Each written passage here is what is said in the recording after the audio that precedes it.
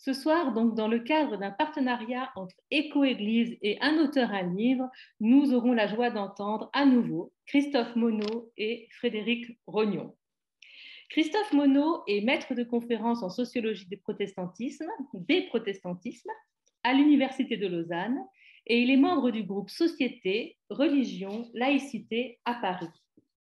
Christophe Monod collabore actuellement avec l'Université de Lausanne à un projet de recherche qui examine les liens entre écologie et nouvelle spiritualité, ainsi que le soutien des acteurs religieux dans la prise de conscience des problèmes écologiques. Frédéric Rognon est professeur de philosophie à la faculté de théologie protestante de l'Université de Strasbourg. Actuellement, il est le directeur de publication de la revue Foi et Vie.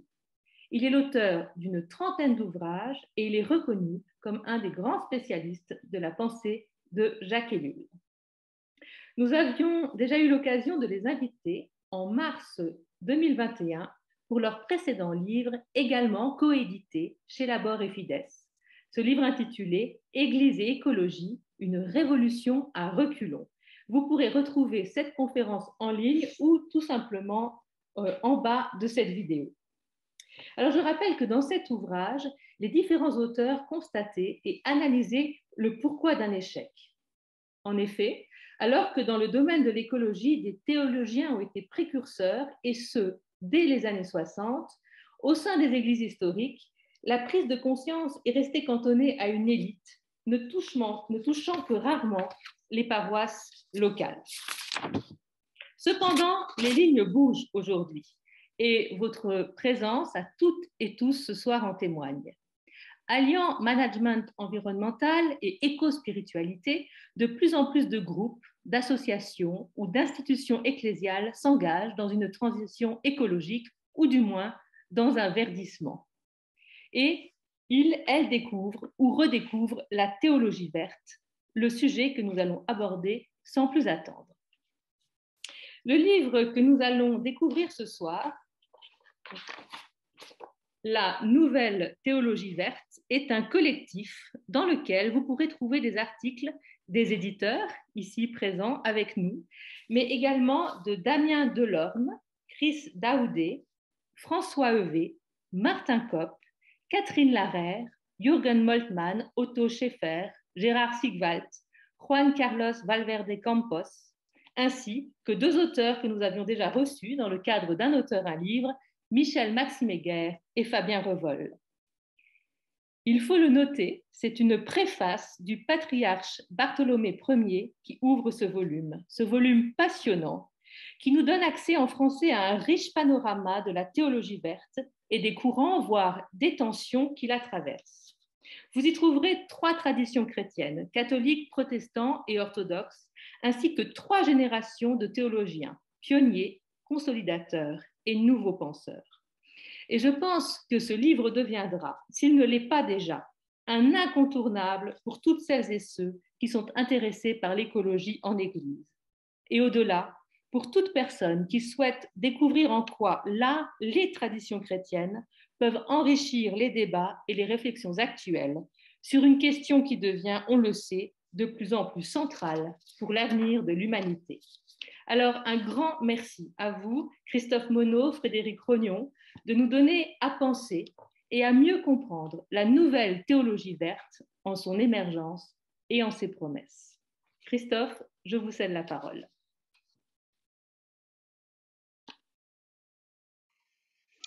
Le temps de partager mon écran.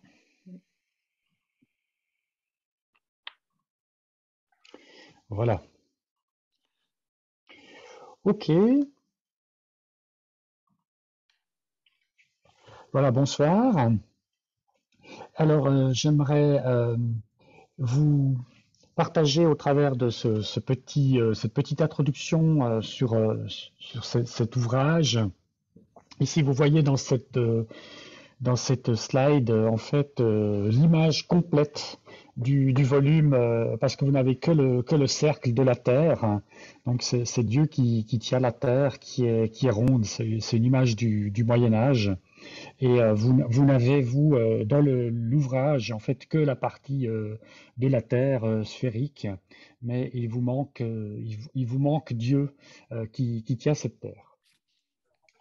Donc, juste une précision, Marie a dit que j'étais à l'Université de Lausanne. Effectivement, je suis à l'Université de Lausanne, mais je suis surtout engagé comme maître de conférence à l'Université de Strasbourg, en fait, hein. Oh, désolée. Oui, alors maintenant, cette recherche qui est à la base de ces ouvrages, c'est 5 années en fait d'enquête qui ont été soutenues par le Fonds national de la recherche scientifique, qui ont été dirigées par Irène Becci. Et dans cet ouvrage, nous sommes vraiment très heureux et fiers quelque part d'avoir ces 3 générations de théologiens qu'on a réunis dans un colloque juste avant la pandémie. Je crois que c'est un des rares moments encore où on était tout naïf à se rencontrer et discuter et discuter et échanger sans cette crainte de ces transmissions de virus. Alors ma perspective est évidemment socio-historique parce que je suis sociologue et ce que j'aimerais vous partager avec vous ce soir de cet aspect de ce second ouvrage, c'est comment en fait s'est construit une théologie environnementale au sein des églises européennes. Je dis européenne, c'est plus large que ça, mais ce qui va nous intéresser, nous Européens, c'est un petit peu cet aspect européen. Donc, premièrement, la théologie verte, elle a été surtout, je dirais, popularisée au moment de la sortie de l'encyclique du pape François, Louis Satu, Laudato Si, qui était une encyclique sur la sauvegarde de la maison commune, cette encyclique écologique. Et à ce moment-là, dans l'espace public, dans le débat public et dans l'Église, l'écologie est revenue fortement à l'agenda. Et ce que j'aimerais montrer, c'est que malgré le fait que cette encyclique a mis à l'agenda l'écologie, ce qui est très bien, en réalité, c'est un long processus et il y a eu d'autres écrits et il y a eu d'autres pas très importants qui ont été faits avant cette encyclique. Alors, premièrement, j'aimerais, c'est toujours un peu, voilà, j'aimerais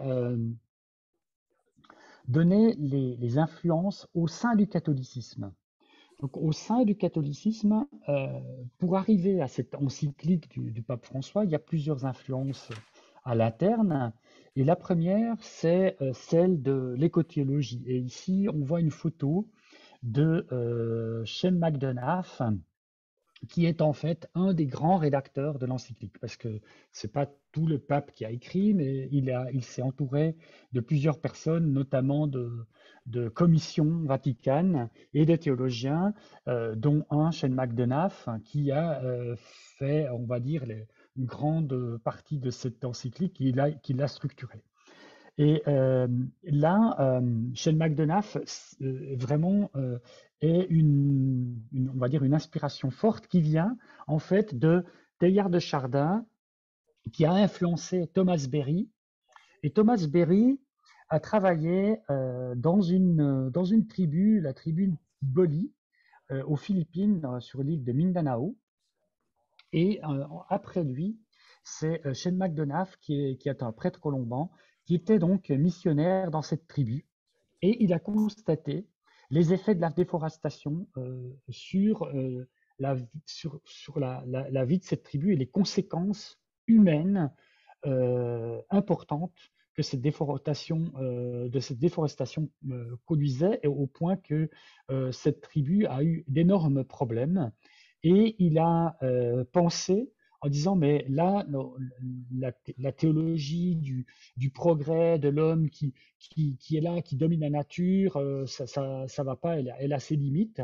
Et il a commencé de réfléchir, inspiré par Thomas Berry, Teilhard de Chardin, donc cette ligne-là, et il a cherché à publier un livre qui s'appelait To Care for the Earth, A Call to a New Theology, donc un appel à la nouvelle théologie, donc soigner la terre. À ce moment-là, il lui a fallu plus de 10 ans pour trouver un éditeur de cet ouvrage, pour vous dire que dans les années 70, c'était compliqué de trouver quelqu'un. Et Ça, c'est une première influence au sein du catholicisme pour cette conversion, on va dire, à une théologie verte. Une deuxième influence est celle de la théologie de la libération, donc, qui est beaucoup plus connue. Si vous avez une photo de Leonard Deboff, qui est vraiment une personnalité charismatique, très connu, et qui avait, souvenez-vous, en 85, après la sortie de son livre Église, charisme et pouvoir, eu beaucoup de problèmes avec le Vatican, et avec Jean-Paul et Ratzinger, qui voulaient le mettre sous le boisseau et éteindre sa voix parce qu'il était considéré comme trop marxiste. Et bon, on est dans les années 80, hein, on a encore cette séparation de l'Europe entre l'Europe de l'Est et l'Europe de l'Ouest. Et là, Vatican voit d'un très mauvais œil que l'Amérique du Sud mette en avant une théologie marxiste et donc lui demande de se taire. Et après ça, Léonard de Boff se convertit, on va dire, à la théologie verte et il va faire que la théologie de la libération devienne aussi une théologie écologique. Et il écrira en 1995 un livre qui s'appelle Dignitas Terrae Ecologia, Grito da Terra, Grito dos Pobres. Et c'est très important cette phrase parce qu'elle est reprise dans l'encyclique. C'est le cri de la terre, le cri des pauvres. Il est cité donc dans l'encyclique. Donc, pour dire qu'il y a toute une partie de théologie de la libération qui est reprise dans cette encyclique de Laudato Si. Donc, pour le dire un petit peu, je dirais caricaturalement, on va dire qu'il y a une écologie au sein du catholicisme qui met particulièrement en avant une éco-justice. Donc ça, c'est aussi tout cet héritage de la théologie de la libération. L'écologie étant vue comme une justice sociale conséquente. Hein. Et dans le livre La Nouvelle Théologie verte, vous avez des propos de François Heuvet, de Juan Carlos Valverde Campos et de Fabien Revol qui sont dans cette ligne.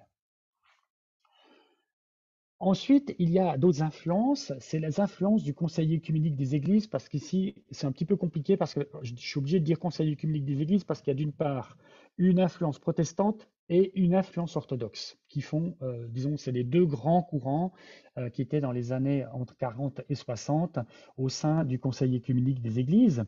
Et il y a une conférence marquante, c'est celle de Joseph Sittler, qui, lors d'une assemblée générale du Conseil œcuménique des Églises à New Delhi, lui pose la question du salut en disant, mais le salut, c'est pas juste pour les hommes, mais c'est pour toute la création. Et dans cette veine-là, on a aussi Gerald Sigwald, qui est un théologien à Strasbourg, qui en 65 fait sa thèse et se pose ces mêmes questions en disant, mais on ne peut pas faire penser le salut, si on lit bien la Bible, que pour l'homme. Le salut dépasse l'homme. Donc, on a le salut chrétien et le message chrétien est cosmique. Et là, dans notre ouvrage, on a justement un chapitre, notamment de Gérald Sigwald, qui est vraiment lui aussi dans la première génération, et aussi le chapitre d'Otto Schäfer qui pense la grâce, qui n'est pas juste une grâce pour l'être humain, mais une grâce qui dépasse l'être humain. Ensuite, le débat de la théologie verte sera très important dans le milieu anglo-saxon et on a la célèbre thèse, la célèbre conférence de Lynn White en 67 qui est sortie dans Science, qui va dénoncer le côté anthropocentrique du christianisme. Mais déjà en 72, John Cobb, qui est un théologien méthodiste, a écrit un livre qui s'appelle Is it too late? Est-il trop tard? Et chose très intéressante, c'est qu'il a été réédité l'année dernière. Hein.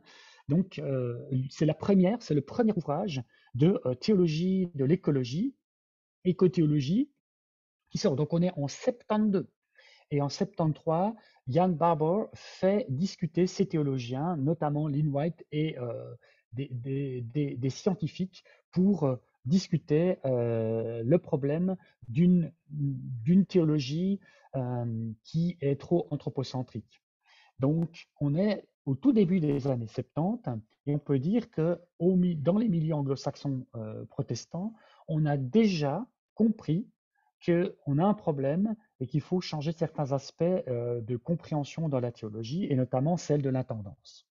Donc, on a cette théologie de l'intendance qui est discutée, et on a l'anthropocentrisme qui est du christianisme qui est dénoncé, et on va dès ce moment-là dire que non, on n'est plus la théologie de la dénomination, c'est fini, on a une nouvelle théologie qui vient, on comprend Genèse euh, comme l'homme, l'être humain étant l'intendant. Et là, vous avez notamment dans le livre le chapitre de Martin Kopp qui est très intéressant sur cette intendance, et mon chapitre qui montre comment Lynn White a dû aussi dénoncer cet anthropocentrisme dans le christianisme, pour proposer aussi une théologie, même s'il n'est connu dans l'espace public, Lynn White comme celui qui a dénoncé quelque part, qui dit l'Église est responsable des problèmes, mais en réalité, Lynn White a aussi contribué à un changement de perspective dans l'Église. Donc, il y a aussi, à ce moment-là, donc on est au début des années 70, une problématique qui est celle de la surpopulation. On prend conscience que, voilà, comme la population mondiale augmente, on aura un problème de ressources. Et un deuxième problème, c'est celui du rapport des humains à la technique. Et plus il y a d'humains et plus il y a de technique, plus on a en fait de problèmes. Et là, on a notamment et les problématiques classiques de Ellul, et là, il faut voir le chapitre de Frédéric Rognon. Donc, je reviens sur le Conseil œcuménique des Églises, où on constate que en 1975, il y a eu une grande conférence à Nairobi qui là a posé la question si on ne pense pas la Bible dans son contexte post-déluge, quand il y a la parole croissée et multipliée, donc quand il n'y avait plus personne, eh bien, on va vers la catastrophe. Et ça, c'est Birch, Charles Birch, qui était un scientifique, qui est venu parler et qui a dit, mais maintenant, il faut qu'on pense vraiment les conséquences de ces paroles bibliques hors contexte, quelque part, qu'on dit comme croisser, multiplier, dominer, etc. Et ce fut un petit peu l'étincelle pour commencer un grand processus qui a, depuis ce moment-là, été en commission. Et en 79, on avait l'idée de faire un grand processus justice, paix, sauvegarde de la création, qui a été acté à Vancouver en 83, donc lors de l'Assemblée générale du Conseil œcuménique des Églises. Donc vous voyez, en 83, on avait déjà mis, OK, en priorité, c'est justice, paix et sauvegarde de la création dans la théologie. Malheureusement, à Séoul, qui était une conférence que pour justice, paix et sauvegarde de la création, eh bien là, il y a eu des tensions très fortes, notamment avec l'Église catholique. Pourquoi? Parce que justice, paix, sauvegarde de la création était vue comme trop teintée de théologie de la libération, donc avec des positions peut-être trop marxisantes pour le Vatican et le magistère à l'époque, et à l'intérieur aussi des protestants sur le côté du processus conciliaire qui était discuté, ce qui a de fait, depuis 91, on va dire, plus ou moins ensablé ce processus, et il n'a pas donné les fruits escomptés, en tout cas pas ceux des années 70.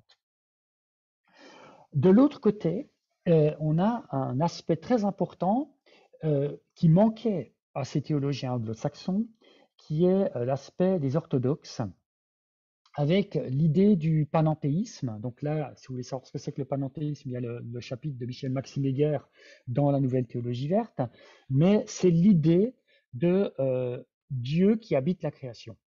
Dieu, par la troisième personne de la Trinité, est présente dans la création.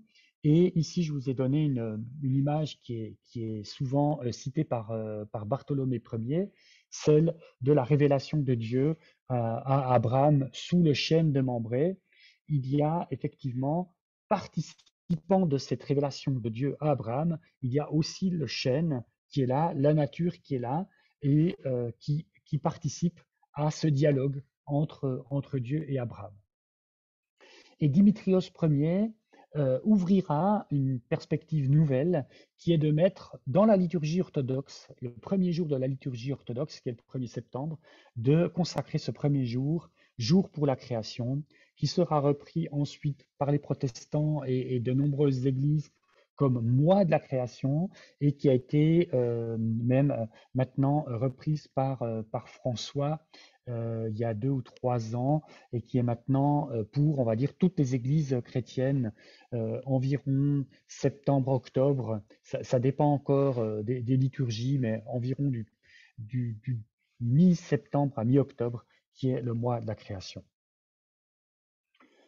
Ensuite, on voit que cette théologie arrive à maturité et on a un grand théologien, je veux dire le plus grand théologien protestant vivant, qui est Jürgen Moltmann, qui a sorti en 85 un ouvrage majeur, Dieu dans la création. Et Dieu dans la création est important parce qu'il fait une synthèse, on va dire, de cette théologie orthodoxe du panenthéisme et on va des réflexions protestantes sur la tendance et en même temps qui fait la paix avec la théologie de la libération sur les problèmes de justice qui se posent à l'être humain et dans une théologie de la création qui doit prendre en compte cette justice.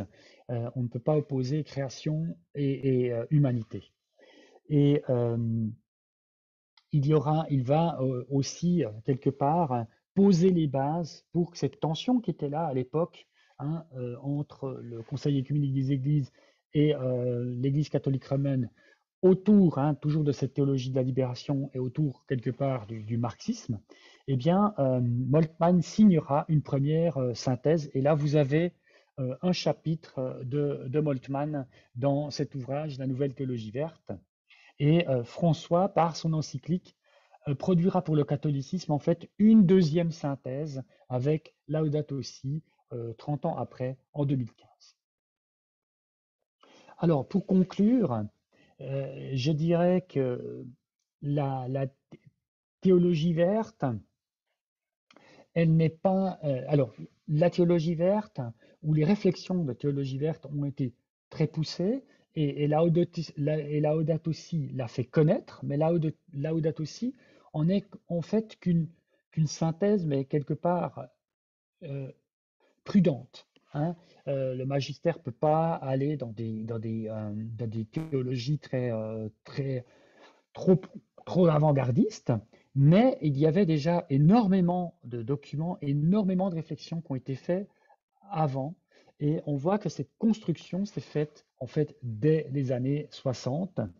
Et dans cette construction, il est indéniable qu'il y a une importance très forte du Conseil œcuménique des Églises. Pourquoi? Parce que le Conseil œcuménique des Églises avait rassemblé une élite protestante anglo-saxonne avec des personnes du Sud, des élites du Sud, et aussi il manquait à cette élite en fait cette idée de la Trinité, de la troisième personne de la Trinité qui habite la création, et ça c'est le milieu orthodoxe qui a pu l'amener, et on voit que au sein de ce Conseil œcuménique des Églises, à partir des années 70, là, quelque chose a pris et a vraiment été un cercle vertueux pour qu'une théologie prenant en compte la dimension environnementale naisse. Et elle a permis aussi de un peu rendre possible que ces tensions nord-sud soient effacées au sein d'une instance du Conseil œcuménique des Églises, même s'il y a eu des tensions avec la théologie de la libération au sein du catholicisme, ce qui a débouché sur certaines tensions avec le catholicisme après et le COE, mais qui a permis à des acteurs du Sud peu entendus d'être entendus au sein du Conseil œcuménique des Églises. Et maintenant, finalement, on les redécouvre comme ce missionnaire qui était aux Philippines, comme Shane McDonough, qui finalement devient une personne, une cheville ouvrière d'un document comme une encyclique. Alors voilà, pour ma part, le panorama que je voulais vous présenter pour cet ouvrage. Je vous remercie de votre attention. Votre attention. J'arrête le partage. Voilà. Merci beaucoup pour ce panorama et c'est maintenant Frédéric Rognon qui poursuit. Merci, merci, merci pour votre invitation et bonsoir à chacune et chacun.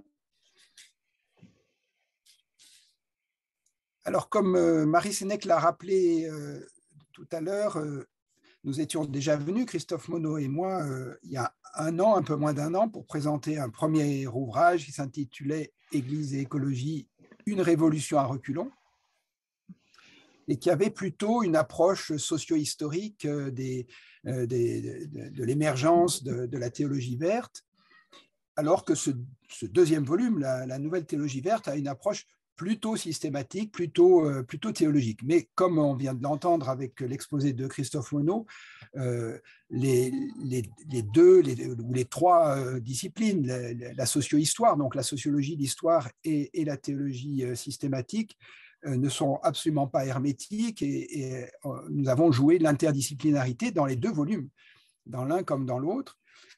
Il s'agit donc de rendre compte de cette nouvelle théologie verte sur un plan socio-historique et sur un plan systématique, sur un plan théologique. Donc moi, je vais me focaliser sur le second plan, sur l'aspect plutôt dogmatique ou systématique, pour rapidement présenter les grandes lignes de cette théologie verte.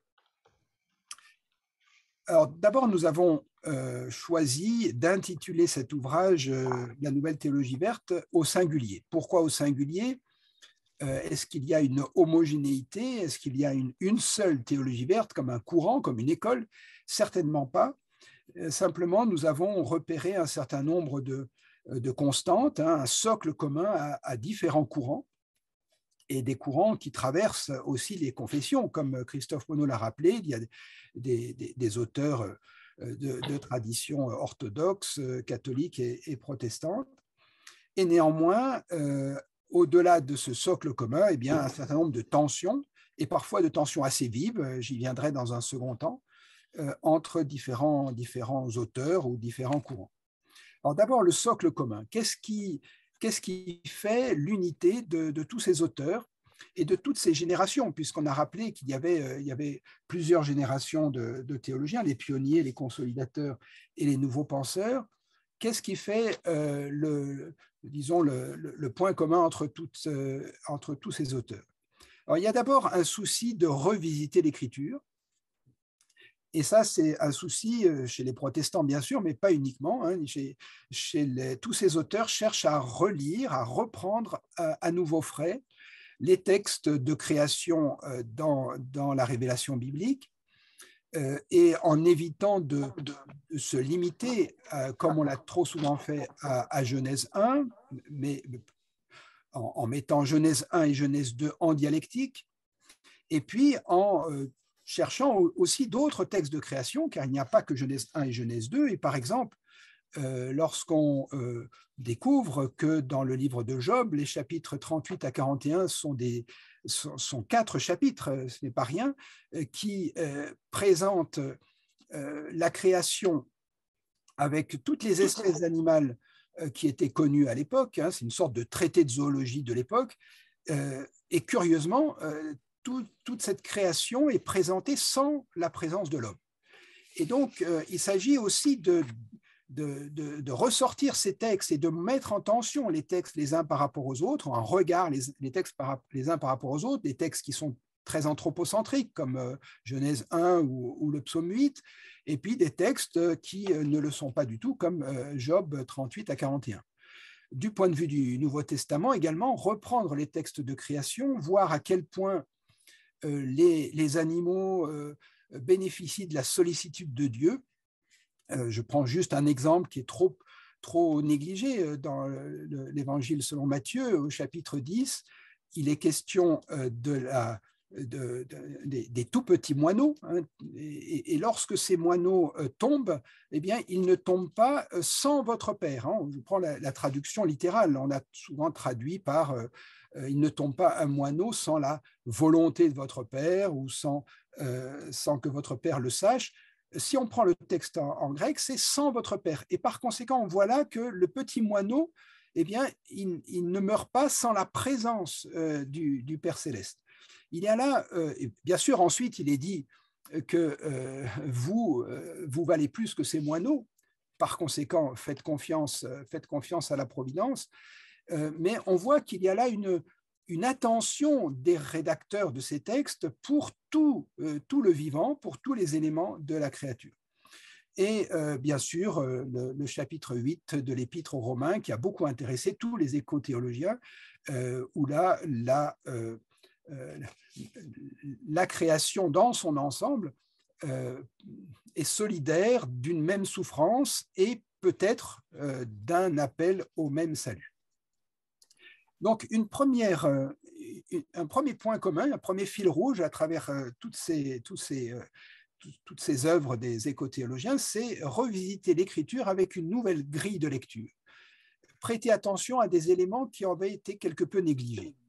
Ce qui m'amène au deuxième fil rouge, qui consiste à sortir d'une sorte de rétrécissement sotériologique, pour employer un terme technique de la théologie, c'est-à-dire qu'on a trop souvent en théologie, et surtout en théologie protestante, mis l'accent sur le salut au point de négliger l'autre pôle de la révélation qu'est la création, et donc remettre cette tension entre création et salut au premier plan, et élargir donc les perspectives, sortir d'une focalisation sur le salut, ou bien intégrer la création dans le salut, et considérer que la création est aussi concernée par le salut, et pas seulement l'être humain.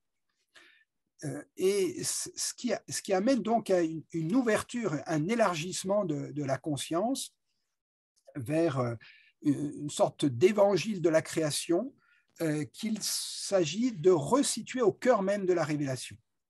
Donc, il s'agit de prendre une large perspective, beaucoup plus large que ce que les traditions chrétiennes avaient adopté jusqu'ici. Troisième fil rouge, eh bien, il s'agit pour employer une expression peut-être surprenante, mais qui me semble très ajustée, il s'agit de dilater le commandement d'amour. Dilater, c'est-à-dire de le sortir d'une ornière qui est trop limitée à l'être humain, et de considérer que le commandement d'amour, l'agapé, hein, tu aimeras ton prochain comme toi-même, tu aimeras le Seigneur ton Dieu et ton prochain comme toi-même, bien concerne aussi d'autres êtres que les humains. Il s'agit donc de s'ouvrir vers les entités non humaines dans le commandement d'amour, dans l'agapé, et ne pas simplement se limiter à l'humanité. Quatrième point commun à toutes ces œuvres des éco-théologiens, de réhabiliter la troisième personne de la Trinité. Alors c'est surtout le fait des catholiques et des protestants, puisque les orthodoxes n'ont pas besoin de le réhabiliter. Hein. Cette troisième personne de la Trinité avait été valorisée depuis le début. C'est d'ailleurs l'une des raisons du schisme, hein, entre l'Église d'Orient et l'Église d'Occident. Mais pour les Églises d'Occident, pour les catholiques romains et pour les protestants, il s'agit de reconsidérer cette troisième personne de la Trinité, de donc reconsidérer la Trinité en elle-même et voir dans le Saint-Esprit un vecteur de l'habitation de la création par Dieu. C'est surtout Jürgen Moltmann, que Christophe Monod a cité tout à l'heure, qui va jouer un rôle décisif dans cette reprise en compte, dans cette prise en compte du Saint-Esprit, qui avait certainement été le parent pauvre, la personne de la Trinité la moins valorisée, la plus oubliée. Et c'est lui qui va engager toute une série de recherches de pneumatologie, c'est-à-dire de réflexion théologique sur le Saint-Esprit. Enfin, un dernier point commun à tous nos auteurs, c'est l'espérance. C'est l'espérance, et là, je crois qu'il y a une ressource théologique tout à fait importante pour aujourd'hui et bien sûr pour les chrétiens, mais aussi pour la participation des chrétiens aux engagements écologistes et pour le témoignage des chrétiens auprès des hommes et des femmes de bonne volonté qui s'engagent pour la planète. C'est cette espérance. À l'heure de la collapsologie, eh bien, les chrétiens portent un message d'espérance. Là aussi, Jürgen Moltmann a joué un rôle tout à fait capital, puisqu'il est d'abord le théologien d'espérance dans les années 60 et 70, avant de devenir le grand théologien de la création, le grand éco-théologien à partir des années 80 et 85 notamment. Et qu'est-ce que c'est que l'espérance ? Qu'est-ce que c'est que l'espérance chrétienne ? Qu'est-ce qui distingue l'espérance de l'espoir ? Surtout dans un monde où il n'y a plus beaucoup d'espoir. Et en quoi cette espérance ne nous dégage pas de nos responsabilités. Il ne s'agit pas, pour tous les éco-théologiens, il ne s'agit pas d'une espérance qui consiste à attendre la fin du monde ou attendre l'intervention de Dieu ou attendre l'eschatologie. C'est une espérance active, une espérance qui propulse ceux qui la partagent dans des engagements très concrets où ils vont témoigner de leur espérance, mais aussi vivre pleinement leur engagement. Voilà donc rapidement nommé quelques-uns des points communs de ces éco-théologiens. Alors maintenant, il y a aussi des clivages, des tensions et parfois même des points de rupture entre ces auteurs. Alors il y a des tensions, il y a des débats en tout cas, il y a des débats entre confessions, et puis il y a des débats à l'intérieur même des confessions, protestantisme, catholicisme ou orthodoxie. Alors j'en nommerai simplement 3 de ces débats, de ces lieux de débat entre éco-théologiens. Il y a d'abord un point de débat qui est assez net entre protestants, je dirais, et puis entre protestants et orthodoxes et catholiques par ailleurs. C'est la question du regard que l'on porte sur la création et de ce qu'un certain nombre de théologiens protestants vont craindre comme resacralisation de la nature. Et je pense notamment à Jacques Ellul, qui est un théologien barthien, issu du courant initié dans les années 30, les années 20, les années 30 du XXe siècle par Karl Barth, qui invite à désacraliser toute chose, et donc désacraliser la technique, mais aussi désacraliser la nature lorsqu'elle est resacralisée. À l'inverse, un auteur comme Michel-Maxime Heger invite ses lecteurs à réenchanter la création. Et donc là, on a vraiment 2 lignes tout à fait différentes, puisque Michel-Maxime Heger, avec la notion de panenthéisme que Christophe Monod a déjà nommé tout à l'heure, invite à restituer à la création sa dimension de mystère. Qu'est-ce que le panenthéisme, pour le dire en 2 mots, mais je vous renvoie évidemment au chapitre de Michel-Maxime Heger dans le volume. Le panenthéisme n'est pas le panthéisme. Le panthéisme, c'est l'identification de Dieu à la création. Il n'y a pas de différence entre Dieu et la nature. C'est la position de Spinoza, par exemple, Dieu ou la nature. Alors que le panenthéisme, c'est une habitation mutuelle de Dieu et de la création. Alors c'est un concept beaucoup plus subtil, beaucoup plus complexe que le concept de panthéisme. Il n'y a pas d'identité entre Dieu et la nature, mais tout est en Dieu et Dieu est en tout, mais tout n'est pas Dieu. Et donc, il s'agit de repérer et de contempler le mystère de la création, puisque c'est Dieu qui est dans la création. À travers la création, nous pouvons nous placer devant Dieu, sans que la création et Dieu ne s'identifient, ne se confondent. Ce que Michel-Maxime Heger appelle une inhabitation mutuelle, quoique asymétrique, parce que Dieu est transcendant, mais il est transcendant dans son immanence, donc une inhabitation mutuelle entre créateur et création. Donc là, on a la ligne de Jacques Ellul et d'une façon générale d'un grand nombre de protestants marqués par la théologie de Barth, et puis la ligne de Michel-Maxime Heger, qui est très, très, très marquée par la fréquentation avec la théologie orthodoxe.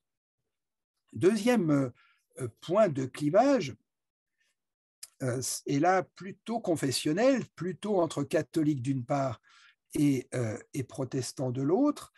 Je ne parle pas des catholiques, je parle des théologiens et des textes du magistère, hein, notamment Laudato Si, parce qu'on sait bien qu'au niveau du terrain, au niveau de la base, catholiques et protestants sont très proches, hein, mais ce sont les textes officiels ou les textes de théologiens qui ici se distinguent. Donc, il y a dans Laudato Si un tabou, il y a une sorte de point mort. Et Christophe Monod l'avait bien marqué, l'avait bien noté, il avait bien étudié cette question dans le premier volume, c'est la question de la démographie. Et d'ailleurs, le conseiller du pape François, McDonas, avait exhorté le Saint-Père à aborder cette question parce que la démographie est une des questions fondamentales de la crise écologique.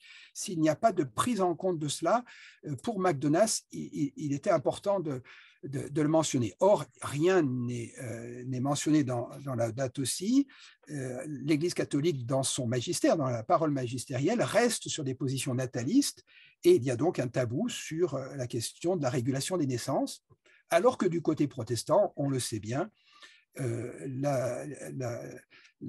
contrôle des naissances, non seulement n'est pas du tout une question taboue, mais est même le lieu d'engagement depuis longtemps de protestants, et notamment de protestanteux, en faveur donc d'un contrôle des naissances. Et donc là, on trouve sur la question écologique un clivage entre deux traditions au sein même de cette nouvelle théologie verte, au sein même de la planète des écothéologiens.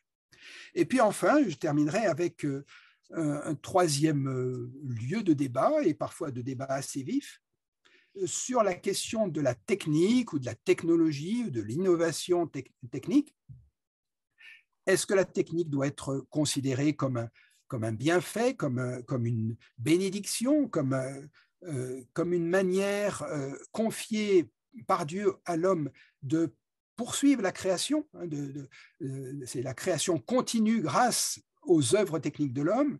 Et ça, on va le trouver, par exemple, chez Teilhard de Chardin, et Christophe Monod l'a nommé tout à l'heure. Hein, Teilhard de Chardin a eu un rôle tout à fait capital. Il était décédé, mais son héritage a été capital au moment du Concile Vatican II.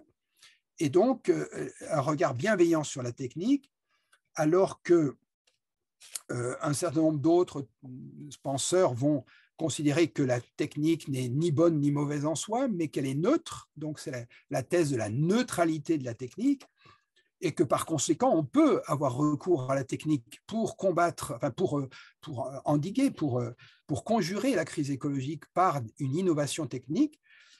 À l'inverse, Jacques Ellul et d'autres, hein, mais Jacques Ellul notamment, défend l'idée que la technique n'est ni bonne, ni mauvaise, ni neutre, mais qu'elle est ambivalente, et que tout progrès technique entraîne forcément à la fois des bienfaits et des catastrophes. Et donc là, il y a un débat sur le statut de la technique dans la théologie. Hein, comment est-ce que la technique comme œuvre humaine peut être considérée? Est-ce que c'est un don de Dieu, ou est-ce que c'est une potentialité que Dieu a donnée à l'homme, ou est-ce que c'est quelque chose de totalement neutre, ou bien quelque chose d'ambivalent et donc à la fois dangereux et bienfaisant? Et là, donc, il y a un débat et donc des désaccords entre éco-théologiens.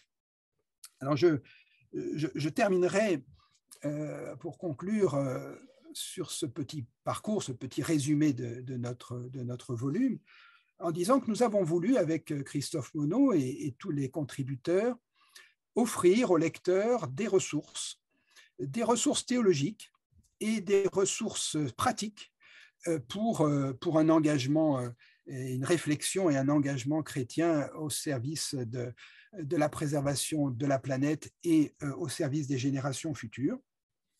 Et que voilà, nous avons proposé à un certain nombre de nos collègues de différentes générations de nous offrir le fruit de leurs recherches et de leur travail, et que nous avons voulu marquer aussi, après le premier volume qui était plutôt un constat d'échec, comme Marie Sénèque l'a dit, les églises n'ont pas su prendre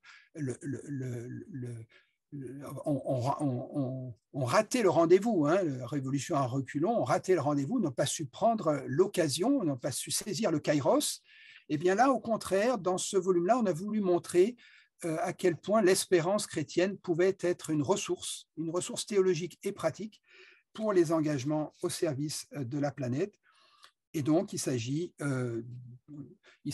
de mettre en exergue cette espérance afin que les auteurs témoignent de leur espérance sans risquer de démobiliser les lecteurs. Hein. Comme je l'ai dit tout à l'heure, il ne s'agit pas d'espérer la fin des temps et d'attendre que Dieu intervienne. Il s'agit de se retrousser les manches en s'appuyant sur des ressources théologiques et pratiques qui sont offertes ici aux lecteurs.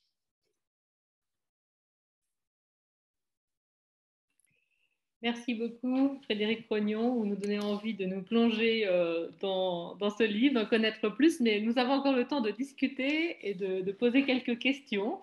Donc, je vous cède maintenant la parole et je vous propose soit donc, de lever la main de manière virtuelle ou simplement d'ouvrir votre micro. La parole est à vous.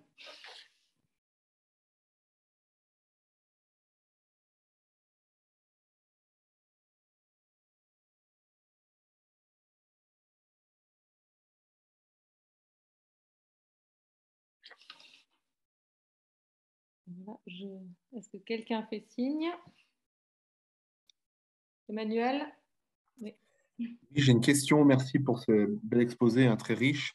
J'ai vraiment une difficulté de compréhension, mais ça, c'est pas nouveau, entre le panthéisme et le panenthéisme. C'est pas très clair pour moi. Est-ce qu'on pourrait revenir un peu sur le sujet, si c'est possible?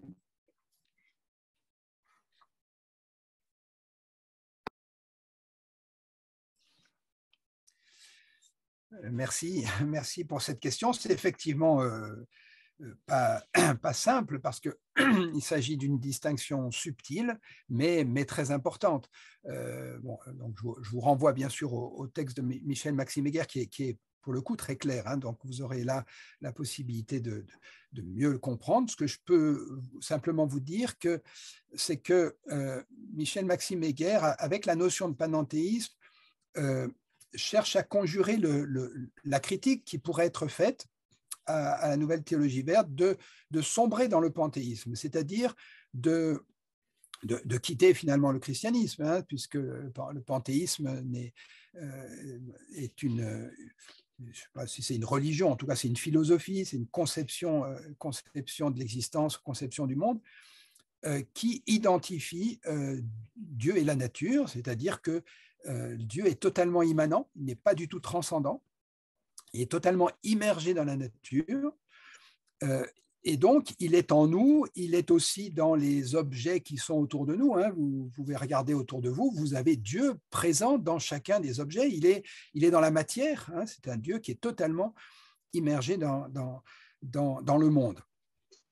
Le panenthéisme veut donc se démarquer de ce panthéisme en disant que Dieu n'est pas confondu avec le monde, néanmoins il est présent. Et sa présence par son esprit, hein, notamment par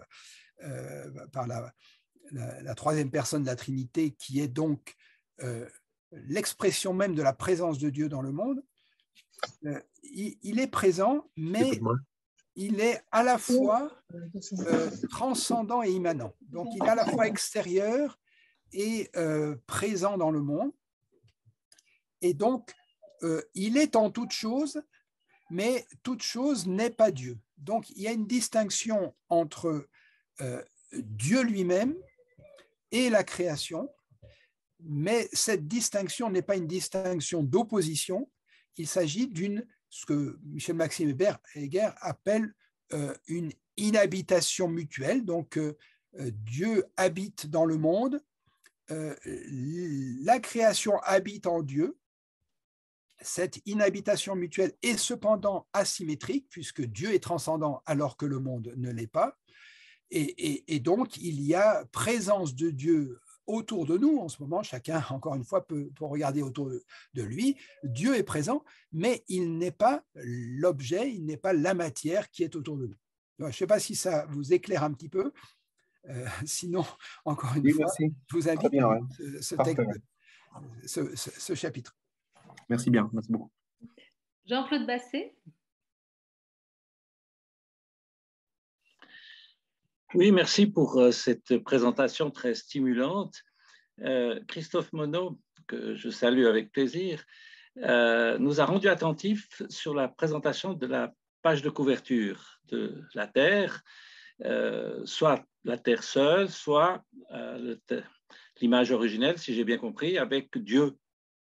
Alors, je ne sais pas si c'est en rapport avec la discussion sur le panenthéisme, mais je voulais juste savoir, enfin, merci de nous rendre attentifs à ça et quelle était l'interprétation que tu donnes.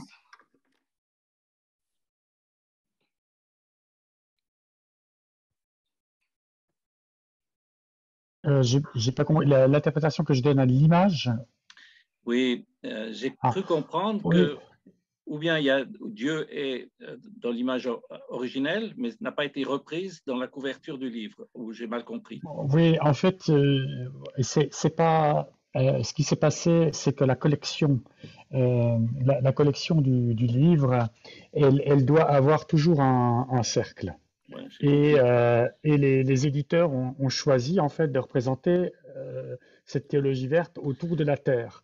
Et moi, j'ai souligné que en fait, cette terre ronde, pourtant c'est une représentation du Moyen Âge, est là en Dieu, si on veut, avec un monde spirituel. Il y a deux anges encore qui l'entourent pour symboliser le monde spirituel. Donc c'est vrai que ça peut, c'est un peu un renvoi à ce que nous soulignait justement Frédéric Rognon juste maintenant, effectivement. D'accord. Merci. Marc Rucklisberger. Bonsoir. Donc, effectivement, mon nom est Marc Rucklisberger de l'association ECO, Église pour l'environnement. J'avais une question par rapport aux théologies vertes. Est-ce qu'on peut dire qu'elles sont majoritaires au niveau du christianisme actuel, dans le sens Laudato Si, j'ai l'impression majoritaire, mais est-ce que ça l'est vraiment? Et au niveau des protestants, est-ce qu'elle est majoritaire? Est-ce qu'elle est acceptée par les institutions? Voilà.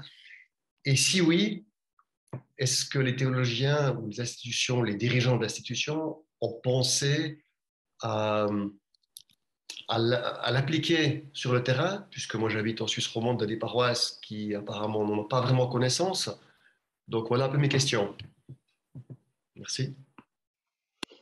Alors, si je peux me permettre, la première réponse à votre question sera, il vous faut lire absolument le premier volume, Église la Révolution à reculons, qui va peut-être vous éclairer, parce qu'il y a oui et non dans votre question. La réponse à votre question, c'est oui, les théologiens, depuis très longtemps, pensent l'écologie, simplement, ce n'est pas la majorité des églises instituées, des confessions de foi, des appareils ecclésiastiques qui ont intégré cette théologie. De loin s'en faut. Et par exemple, vous faites partie de ECO, Église pour l'environnement, et cette petite œuvre a finalement, sur 6000 ou 5500 paroisses potentielles en Suisse, on n'a que 10% qui sont engagés activement. Il n'y a que 250 paroisses qui font la liturgie ou qui faisaient jusqu'en 2015 la liturgie de la liturgie du mois pour la création en Suisse.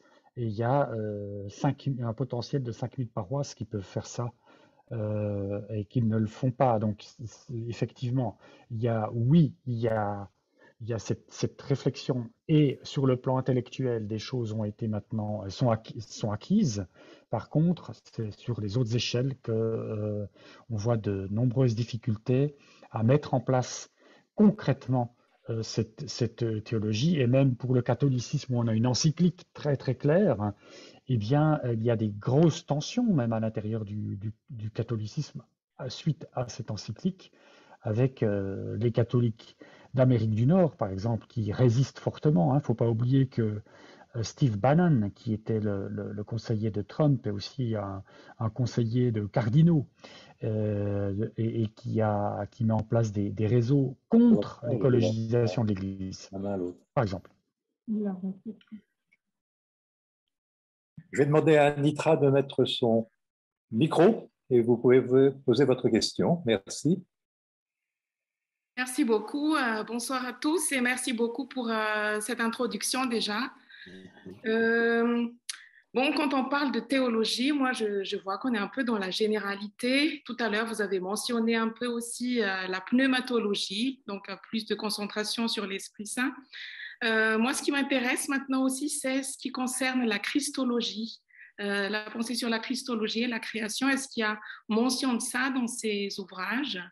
Et qu'est-ce qui se dit justement sur la christologie et la création? Merci.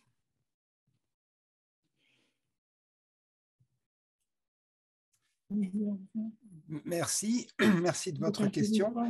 Alors, effectivement, quand on veut réhabiliter l'une des personnes, ça pourrait se faire au détriment d'une autre ou des autres personnes de la Trinité. Les éco-théologiens, je pense notamment à Jürgen Moltmann, ont vigilants à ce sujet et donc ont cherché à réhabiliter, renoncer à une christologie forte, à une christologie conséquente, disons substantielle. Et donc l'article de Jürgen Moltmann dans notre volume, mais d'une façon générale toute son œuvre, montre à quel point il importe de ne pas renoncer à la christologie et qu'au contraire, il s'agit de reconsidérer la Trinité. Et pour cela, il propose de reconsidérer le regard que l'on porte sur le Christ comme étant un Christ cosmique, dont notamment certaines des épîtres du Nouveau Testament font état, hein, donc un regard sur le Christ qui le considère comme étant venu dans le monde pour toute la création, et évidemment pour l'homme, mais aussi pour la création dans son ensemble, et qui a une dimension de récapitulation de la création récapitulée en Dieu, par l'œuvre du Christ, par son œuvre à la croix. J'ai cité Jürgen Moltmann, j'aurais dû déjà citer avant Jürgen Moltmann le travail de Gerhard Sigwald, qui s'inscrit aussi dans cette christologie de la récapitulation, d'un Christ cosmique qui vient pour toute la création et pas seulement pour l'être humain, bien sûr pour l'être humain aussi, mais au-delà, bien au-delà, donc qui invite à ouvrir notre regard sur le Christ et sur l'œuvre de salut du Christ. Si je peux me permettre d'ajouter un élément à ce que Christophe Monod a dit juste à l'instant pour répondre à la question précédente sur les institutions. Est-ce que les institutions ont pris en compte cette théologie verte? Juste un élément au sujet de la France. L'Église protestante unie de France, dont j'avais montré dans le premier volume qu'elle avait mis beaucoup de temps, beaucoup de retard, hein, pour prendre en compte les questions d'environnement et de la théologie verte, a en quelque sorte essayé, et je pense en grande partie rattrapé son retard lorsque, depuis 2 ans, elle a beaucoup travaillé l'écologie en vue du synode qui a eu lieu au mois d'octobre dernier sur le thème de l'écologie, et qui a produit donc un texte qui est un texte de théologie verte, on va dire, un texte théologique, éthique et pratique, qui s'inspire beaucoup des théologiens et qui fait amende honorable, ou qui fait, plus exactement, qui fait acte de repentance pour ses silences et ses passivités. Elle s'est dit clairement, hein, voilà, acte de repentance, et qui a pris un certain nombre de décisions très concrètes, par exemple sur le placement de l'argent de l'Église, hein, dans des énergies non carbonées, sur l'engagement des paroisses à s'inscrire au label Église verte, etc., etc. Beaucoup de décisions ont été prises. Et ce travail synodal, ce n'est pas seulement le synode au bout de 2 ans de travail, c'est un travail qui a mobilisé toutes les paroisses, toutes les églises locales de l'Église protestante unie de France, qui pendant 2 ans ont travaillé la question de l'écologie. Donc voilà, sachez que la plus grande église protestante de France, en tout cas, a pris à bras le corps ces questions-là. Il est 19h37, je ne vois pas de questions, mais peut-être une personne veut poser la dernière question avant de laisser Marie conclure pour le réseau. Je regarde. Alors, il y avait une question, je la laisse du coup poser, elle avait été posée dans le chat. Cynthia, si vous voulez prendre la parole, voilà. Bonsoir, merci beaucoup pour cette conférence très intéressante. En fait, je me posais la question au niveau de l'antispécisme qui fait beaucoup parler de lui. Je me demandais si c'était en désaccord avec la théologie verte, ou bien si ça peut s'y inclure. Voilà, je vous remercie. Alors, je veux bien répondre, peut-être que Christophe ajoutera quelque chose, mais je veux bien essayer de répondre à cette question. Merci de la question. Effectivement, l'antispécisme, donc, qui est le refus d'une hiérarchie entre les espèces, hein, qui s'oppose donc au spécisme, sur le modèle de l'antiracisme ou de l'antisexisme. Cette question fait débat, et ça fait partie des débats entre écothéologiens, c'est-à-dire qu'il n'y aura pas d'accord à ce sujet. Lynn White a pointé en 1966 l'anthropocentrisme de Genèse 1 et du christianisme comme étant la religion la plus anthropocentrique de l'histoire. Eh bien, je dirais, il y a parmi les écothéologiens certains qui veulent sortir de l'anthropocentrisme, et d'autres qui veulent assumer l'anthropocentrisme biblique, mais sans sombrer dans le spécisme, donc qui veulent être des anthropocentristes antispécistes, et puis d'autres qui considèrent que la question n'est pas là et qu'il y a de toute façon une hiérarchie entre les espèces. L'important, c'est de ne pas détruire, de ne pas saccager, de ne pas être maltraitant vis-à-vis des animaux, mais qu'il y a néanmoins une hiérarchie entre l'espèce humaine et les autres entités vivantes, disons. Donc c'est un lieu de débat entre écothéologiens. Est-ce que Christophe souhaite ajouter quelque chose? Je crois que c'était très complet.